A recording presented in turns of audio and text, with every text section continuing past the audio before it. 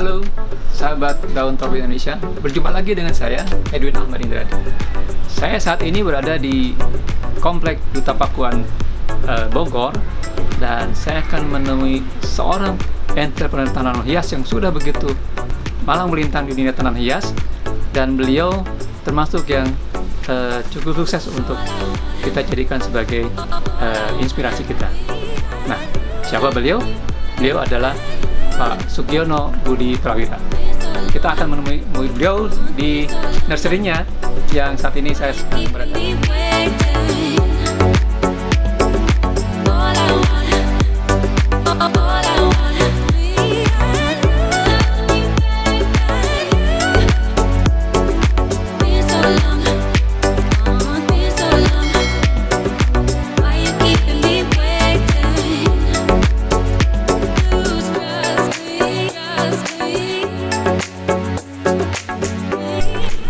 Apa kabar Pak Sugiono? Selamat pagi. Kabar Pak? Baik Pak? Baik. Alhamdulillah. Gimana ini? Sedang apa nih Pak? Kayaknya lagi sibuk. Biasa kontrol ya. Karena tanaman itu kan harus dilihat tiap hari. Betul. Ini cukup banyak sepertinya Pak ya tanamannya ya? Kalau jenisnya sih cukup banyak. Tapi ya karena hobi dan itu ya kita kembangkan untuk sekarang itu ke arah jual juga. Jadi rata-rata lah hobisnya itu istilahnya collect doll. Oh, ini selain di koleksi. Ada istilah lagi yang baru dari Pak Sugiono nih. Collect doll Pak ya? Bukan kolektor. Bukan selain koleksi juga untuk diadol, dijual. Oh, dikembangkan untuk dijual. Jadi selain dikoleksi juga diadol Pak ya? Untuk dijual. Nah, itu umum, istilah umum ya. Di teman-teman. Ya. Jadi mungkin untuk para sahabat Daun Tropis Indonesia bahwa apabila ingin bertemu dengan Pak Sugiono, bisa ke tempat Pak Sugiono ini di Sugi Nursery Pak ya. Nursery di Komplek Duta Pakuan Bogor Baru, Bogor. Ya. Ini koleksinya banyak sekali Pak. Jadi mungkin bisa diceritakan Pak Sugiono awal cerita Pak Sugiono mengembangkan tanaman hias ini. Kalau menurut kabar saya katanya hanya dari hobi ini. Ya, kalau awalnya itu saya adalah basicnya adalah landscape karena saya kuliah di Trisakti. Landscape Trisakti dalam mendesain atau dalam pembuatan taman itu selalu saya menguji coba. Jadi tanaman itu cocok nggak untuk lokasi landscape yang akan dikerjakan. Ya? Jadi saya beli, saya taruh di kebun, saya amatin dulu kalau misalnya cocok media dan climate-nya, ya kita pakai, kita masukkan dalam desain. Tapi banyak juga yang tidak cocok, saya mati, busuk, kering. Tapi akhirnya lama-lama kan barang tanaman yang saya beli itu kan numpuk. Dan kebetulan saya mengerjakan landscape-nya itu di perumahan dari saudara keluarga. Akhirnya koleksi itu kan makin banyak, makin numpuk. Jenisnya makin banyak. Nah, jumlahnya juga banyak. Ya, akhirnya ya kita jual dalam ikut pameran di Plona, lapangan Banteng itu Pak ya. Awalnya juga cuma setengah stand. Tahun berikutnya jadi satu. Ya. Tahun berikutnya 2 stand.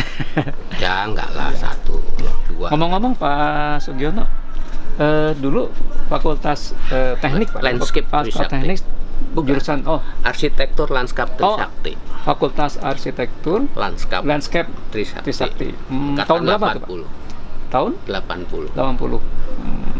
Artinya ini sesuai dengan bidangnya ya. Jadi memang bidangnya, kemudian hobi juga sekaligus ini jadi membuka ladang usaha Pak ya. Kalau dari sana Pak, kira-kira awal cerita Bapak membuka ladang usaha tanaman hias ini apa karena hobinya kemudian numpuk jumlahnya tanaman, terus kemudian ada yang nawar ya, gitu? ya awalnya begitu. Dan awalnya itu saya banyakkan di jenis Anthurium Oh, dan yang Anthurium. Variegata. Mungkin Variegata. Nah, cuma saat tren tahun 2006 itu banyak sekali yang datang, yang belanja, dan bahkan saya juga diminta untuk pelatihan trubus. Oh, di Trubus ya? Ya, tapi efeknya juga ada. Satu, famous, terkenal juga. Ya. Kedua, saya terkenal di malingnya juga. Maksudnya Pencurian. pencurian. Begitu diekspos ya, 2-3 hari kemudian ada pencurian. Oh, Dan jadi efek negatifnya kan ada juga ya? Negatifnya ada, positifnya ada ya. Negatifnya itu sampai saya mungkin pegang rekor waktu itu. Saya 13 kali kecurian. Di tempat Di sini 2 sini? kali, di kebun yang Di kebun. sana 11 kali. Oh, ya ampun. Itu menangani kondisi ini bagaimana Pak? Ini kan pencurian kan, apa karena lokasinya dekat dengan lingkungan pemukiman gitu Pak? Ya, nggak juga sulit sih ya. Masalahnya kan semua itu masalah ekonomi. Oh, Ya, balik lagi ke sana Pak ke ya? sana kembalinya.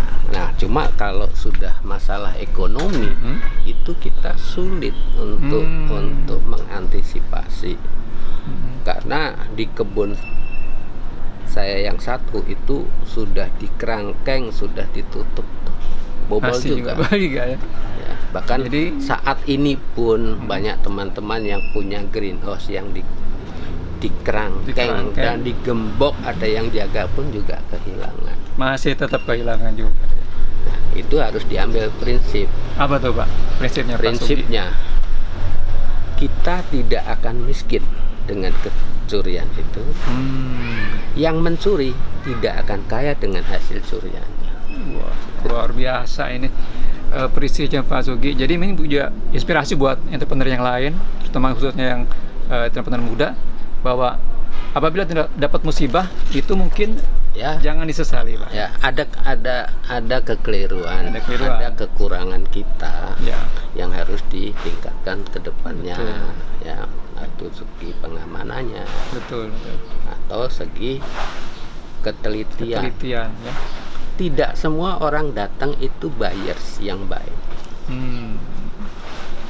Tidak semua yang datang itu buyers yang baik. Ya, Jadi ada juga buyers yang meninjau meninjau situasi. situasi. Jadi, wah ini perlu diperhatikan juga Pak Ya, Oh, buat betul.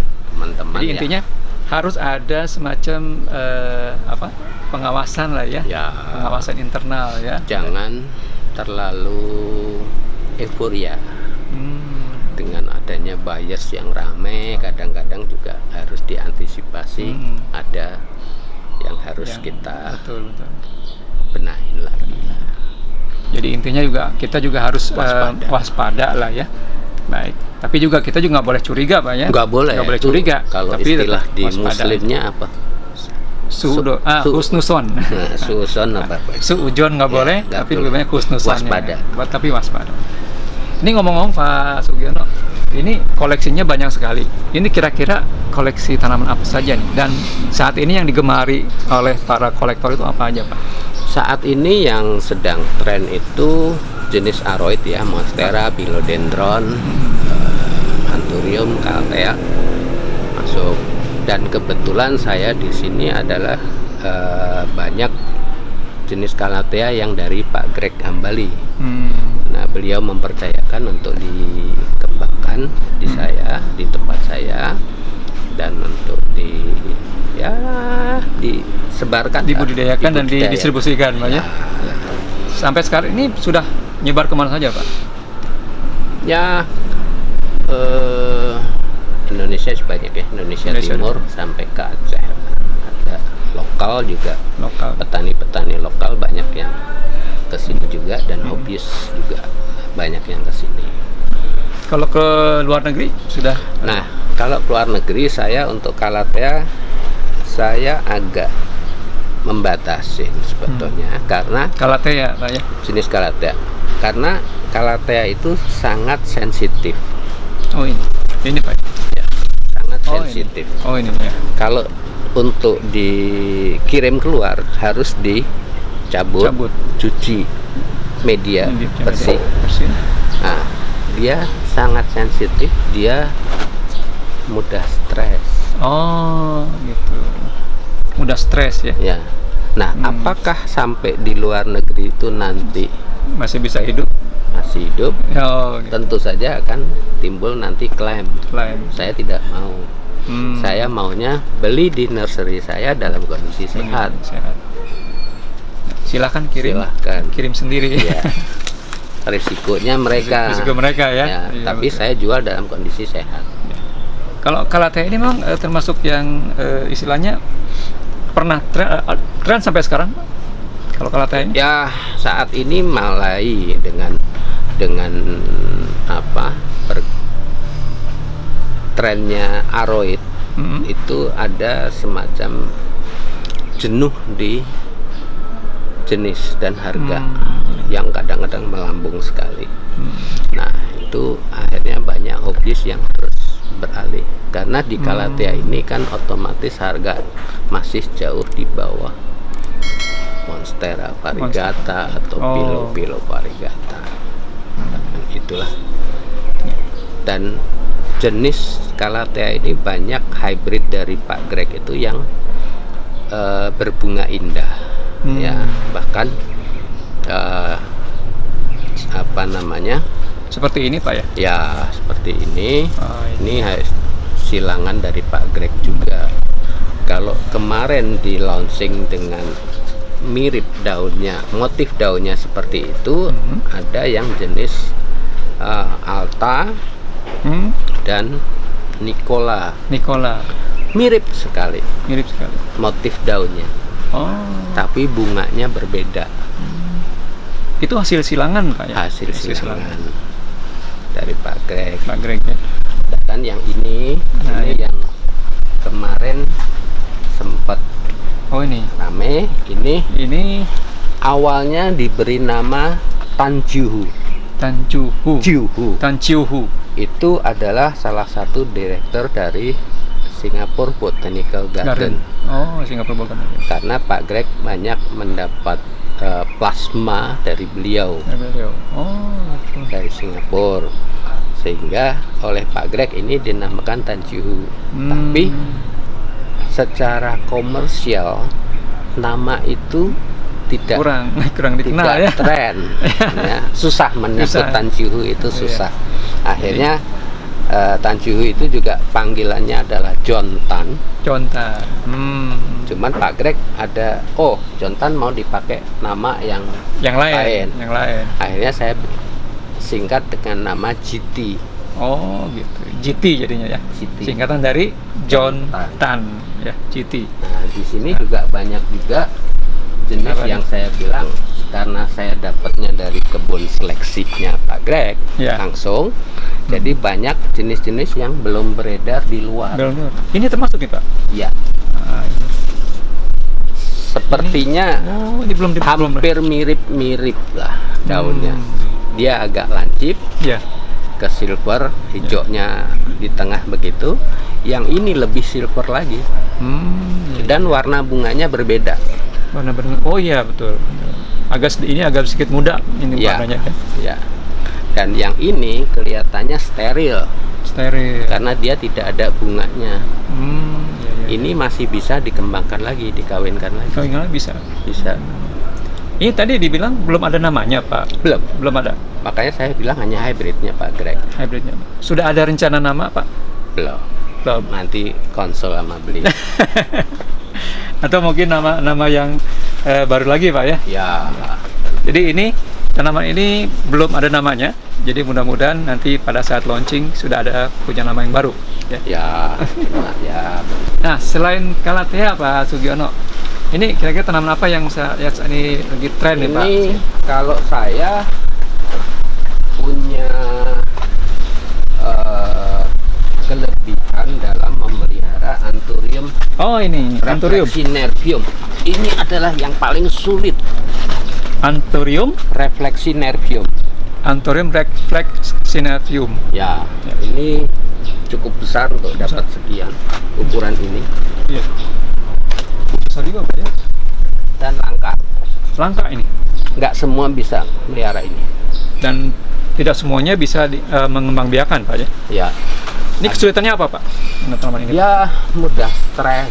Oh, mudah stres. Karena daunnya ini kan berlekuk-lekuk sehingga banyak sekali debu-debu yang begini. Ini kadang-kadang timbul mite, timbul penyakit lah, virus, jadi kuning macam ini nih, tiba-tiba kuning, dibuang cepat. Jadi kalau ingin pemirsa daun tropis Indonesia ingin memiliki daun tanaman ini, saat ini belum bisa Pak ya? Atau ada ya? Mau. Kalau mau ada. Cuman yang kecil belum ada karena bijinya belum jadi. Ini mohon maaf nih Pak Sugiono, kira-kira kalau ada yang mau beli ini kira-kira harganya berapa? 40. Oh, murah ya, 40-an. 40-an. Mudah-mudahan nanti ada yang kesini. Ya, bukan 40.000 ya, 40 juta. Oke. Pak Sugiono, kira-kira apa lagi nih yang menarik di tanaman? Karena di sini banyak sekali tanaman yang ini semacam ini Monstera Thai Constellation. Ya, Monstera Thai Constellation. Ya. Ini juga diberi oleh Pak Greg. Ya. Ini bagus, ada variegatanya ya Pak? Ya, cuma ya memang jenisnya begitu. Jadi kalau dibilang variegata juga saya bingung juga. Oh bukan, ya. Apa memang daunnya seperti ini ya? Daunnya seperti itu. Tapi biasanya orang cenderung kalau ada yang putih-putihnya pelang itu dibilang variegata. Ini harganya berapa Pak? Sekitar 40-an. Masih 40 juga ya? Ya masih terjangkau. Yang ukuran besar lah. Kalau yang kecil sih ada 3 juta. 3 juta. Jadi di sini Pak Sugi selain kolektor juga menjual. Siapa saja yang ingin memiliki koleksi beliau, silakan datang ke tempat Sugi Nursery. Jadi banyak sekali koleksi yang ada di sini. Dan yang pasti ini bagus-bagus dan menarik sekali. Banyak yang terutama di Kalate ya, yang tidak ada di pasar ya, tapi ada di sini. Ini ada lagi Pak Sugiono ini Monstera variegata yang Borsigiana. Cuman kalau putihnya ngeblok ini biasa penyakitnya gosong begini nih yang sulit untuk ditangani. Itu Epiprenum variegata juga begitu. Ada berapa jumlah Pak? Kalau bisa dihitung Pak, nih koleksinya Pak Sugi. Nggak pernah ngitung. Nggak pernah. Dan nggak punya database lagi Pak ya? Nggak. Kadang begitu besar sedikit kita gatel tangannya, kita perbanyak. Kita perbanyak ya. Nah bedanya kolektor dengan kolektor murni. Ya. Kalau kolektor murni itu dia bisa merawat sampai pohonnya tuh besar. Ya, ditanam di tanah atau di pot yang tidak pernah diutik. Tapi kalau kita di sini kolektor biasanya kelihatannya udah gatel nih. Bisa dipotong untuk perbanyak. Itu bedanya di sana. Kemudian kalau ada yang minat bisa langsung dijual. Ya. Nah, Pak Sugi, ini kan menangani ini juga banyak tantangan ya. Selain tadi pencurian, kemudian ada apa? Ya, yang lainnya tuh kira-kira apa tantangannya? Mungkin maksudnya saya di sini fluktuasi harga.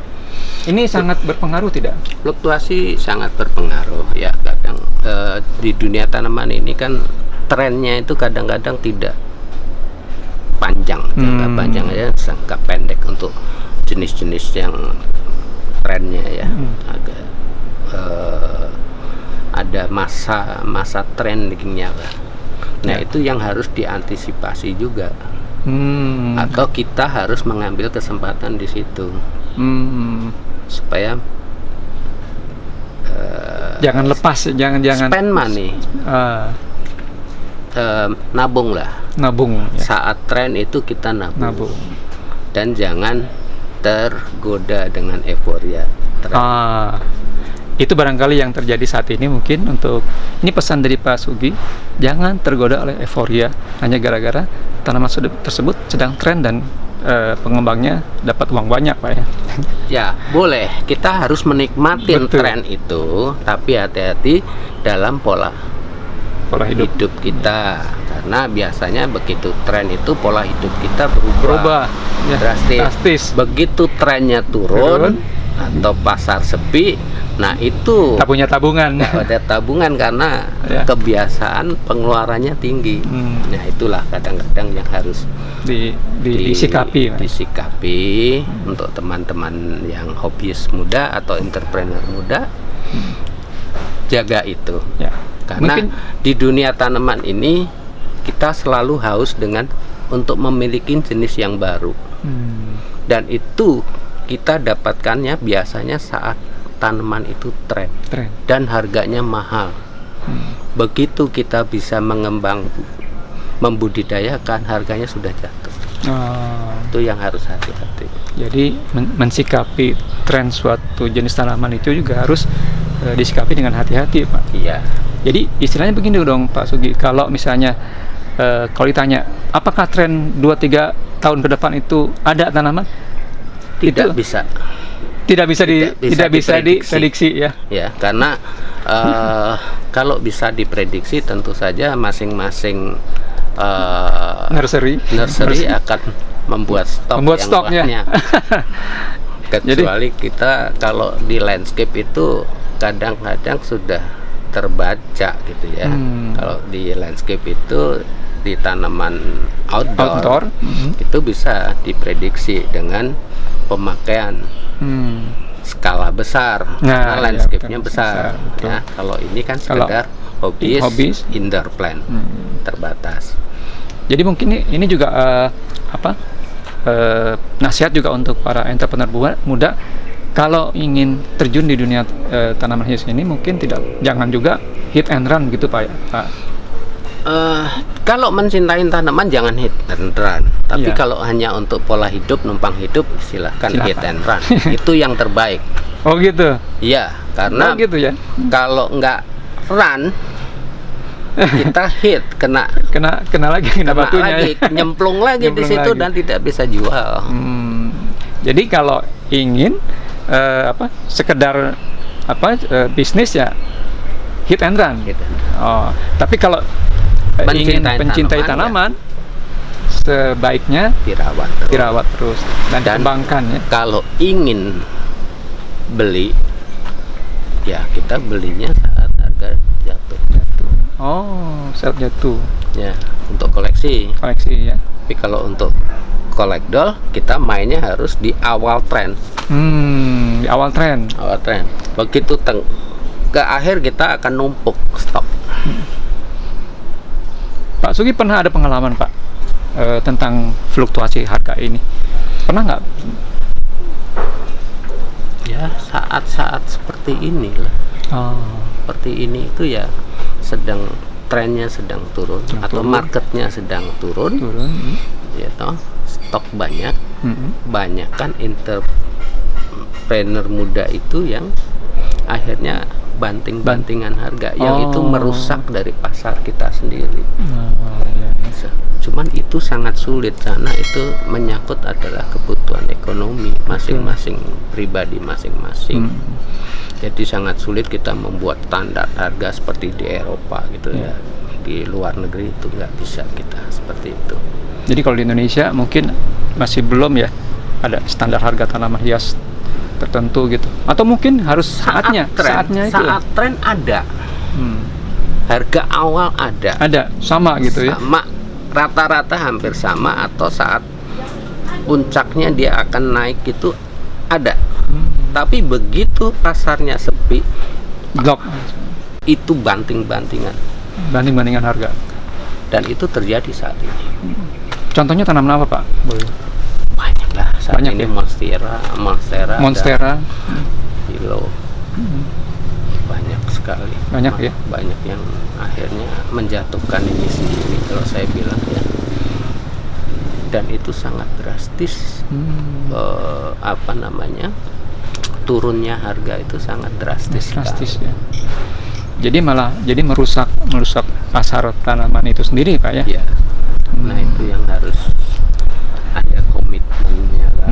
Ada komitmen pribadi, Oh, komitmen gitu. pribadi aja. Kalau dibilang komitmen secara menyeluruh Kolektif sulit, agak susah. sulit. Itu menyangkut kebutuhan hidup.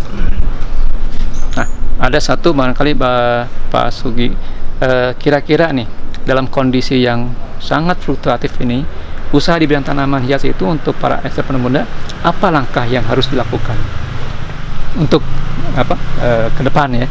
Ke depan ya perbanyak aja tanaman yang ada, dirawat yang baik.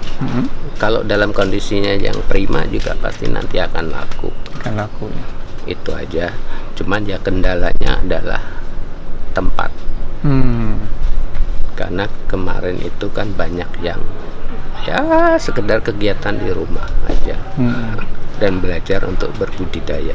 Nah, itu penting ya, belajar Iya. untuk budidaya. Cuman ya itu efeknya, begitu budidaya nggak bisa jual. Nah, Itu linknya yang harus dipegang. Artinya kita juga harus buka jaringan seluas-luasnya, Pak Sugi ya. Cuman ya entrepreneur muda yang lebih pandai lah dalam nyikapi di dunia tanaman hias digital. Oh ya. Ya. Ini katanya saat ini nih sahabat daun tropis Indonesia sudah banyak para pengusaha tanaman hias itu yang memanfaatkan era digital. Itu kira-kira positif atau negatif, Pak Sugi? Ada positifnya karena pangsa pasarnya itu jadi mendunia. Ya, yang dulu hanya bisa ditawarkan secara lokal, gitu. manual, saya punya ini mau nggak, hanya per antar teman. Kalau sekarang yang dulu istilahnya hunter ya, yang mencari orang-orang sampai ke hutan-hutan ya, pelosok gitu. Sekarang mereka sudah pakai handphone Android, bisa pakai apapun, mereka bisa foto di hutan dan sudah pasarnya dunia. Jadi di share langsung lewat handphone. Cuman Jadi handphone ini bisa dimanfaatkan untuk memasarkan langsung di area pandeminya, Pak ya. Iya. Nah itu yang saya pesan, kalau untuk mereka jangan share log di lokasi tempat dia mendapat. Jenis Jangan di Sherlock ya.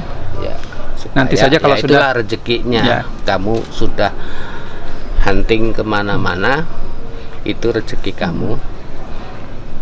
Share-nya nanti aja nanti gitu saja, supaya tidak diketahui lokasinya. Mungkin itu rezekinya. Kalau sudah lokasinya diketahui, mungkin orang luar bisa masuk, Pak Sugi ya. Ya. Bukan cuma orang lokal, tapi orang luar negeri juga bisa masuk. Seperti itu barangkali, Pak Sugi ya. Ya, betul. Baik Pak Sugi, ini suatu pengalaman yang luar biasa. Pengalaman yang kita dapatkan dari Pak Sugiono Budi Prawira ini sungguh luar biasa, karena ini menyikapi apa yang tren saat ini di dunia tanaman hias. Kami berharap apa yang disampaikan ini menjadi inspirasi dari para sahabat daun tropis Indonesia untuk menyikapi bagaimana menanggapi kondisi saat ini. Terus selanjutnya kami berucap terima kasih kepada Pak Sugiono atas kesempatan ini. Jadi barangkali para sahabat daun tropis Indonesia akan banyak mendapatkan hikmah dan manfaat dari obrolan kita, Pak ya. Semoga. Kalau ada salah-salah kata mohon dimaafkan. Oh gitu. Baik, kita akan pamit dan kita ucapkan terima kasih kepada Pak Sugiono atas waktunya, dan kita mudah-mudahan bisa berjumpa lagi, Pak ya. Terima kasih Pak Sugiono, sampai ketemu lagi.